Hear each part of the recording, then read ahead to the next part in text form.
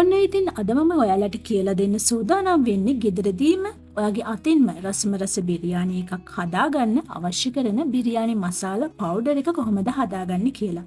ඉතින් මේ හදාගන්න මසාලා පවුඩර් එක මත තමයි ඔයා හදාගන්න බිරියානි එකේ රස සහ සුවඳ රඳා පවතින්නේ. ඉතින් මේ සඳහා අවශ්‍ය කරන්නේ බොහොම සුළු අමුද්‍රව්‍ය ප්‍රමාණයක්. ඉතින් අපි බලමු කොහොමද හදාගන්නේ කියලා.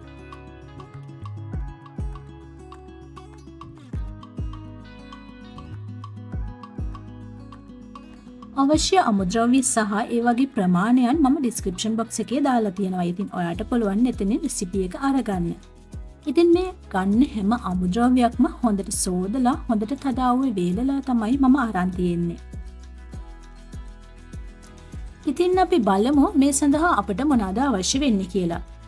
මේ සඳහා මම අරන් තියෙනවා හොඳට සෝදලා පිරිසිදු කරගත්ත හොඳින් වේලාගත්ත කොත්තමල්ලි ඇට මේ සැහැඳි 3ක්. ඒකටම මම පියලි මිරිස් කරල් 4ක් 5ක් අරගෙන තියෙනවා. ඉතින් ඔයාට මිරිස් කරල් 5ක් 6ක් විතර වගේ ගන්නත් පුළුවන්. ඒකටම මම අරන් තියෙනවා කුඩා කුරුඳු පොතු කැබලි 2-3ක්. ඒත් එක්කම වසාවාසි පුංචි පොතු 2-3ක් වගේ බොහොම සුළු ප්‍රමාණයක් අවශ්‍ය වෙනවා. ඒකටම බේලියුස් 4ක් 5ක්.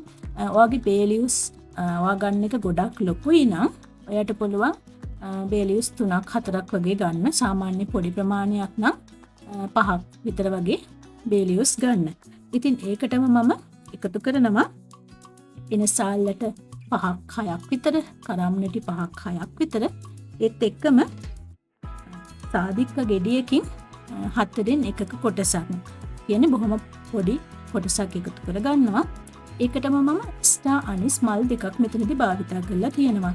ඉතින් ඔයාට බේලියුස් ස්ටාර් අනිස් වගේ දේවල් සාමාන්‍යයෙන් කොළුබඩු වෙළඳාම් කරන තැනකින් මිලදී ගන්න පුළුවන්. එහෙමත් නැත්නම් සුපර් මාකට් වලත් මේ දේවල් වෙනම පැකට් කරලා තියෙනවා. ඉතින් ඔයාට එතනිනුත් මිලදී ගන්න පුළුවන්. ඉතින් ඒකටම මම මේ විදිහටම හොඳට සෝදලා වියලගත්ත සූදුරු මේස හැඳි එකක් සහ මහදුරු මේස හැඳි එකක් භාවිතා කරනවා. ඒකටම කහකොඩු තේ හැඳි භාගයක්, තේ හැඳි භාගයක්, තේ හැන්දත් අතර වගේ ප්‍රමාණයක් සහ ගම් මිරිස් කුඩු තේ හැන්දක් වගේ ප්‍රමාණයක් දාගන්නවා මේ පවුඩර් එක හදාගන්න. මම කලිනුත් කිව්වා වගේ මේ අමුද්‍රව්‍ය හැම එකක්ම හොඳට සෝදලා හොඳට තදාවුවේ වේල ගන්න ඕනේ. ඉතින් මෙතනදී මේ අමුද්‍රව්‍ය වෙන වෙනම වේලන්න ඕනේ කියලා එකක් නැහැ. මේ අමුද්‍රව්‍ය ඔක්කොම එකට දාලා ඔයාට වේල ගන්න පුළුවන්. ඉතින් මම කොත්තමල්ලි සූදුරු මහදුරු එකට දාලා තමයි හොඳට සෝදලා වේලලා තියෙන්නේ.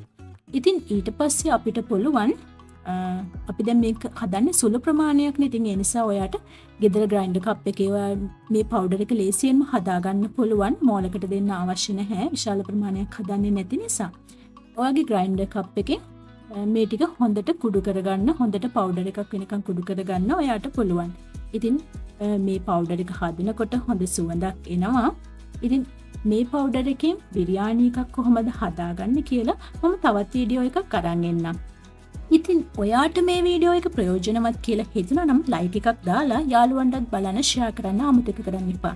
Diligent Home Facebook page එකට වගේම Instagram page එකට follow කරලා එකතු වෙන්නත් අමතක කරන්න එපා. ඉතින් තවත් අලුත් වීඩියෝ එකකින් හමු වෙනතුරු ගිහින් එන්නම්. සුබ දවසක්.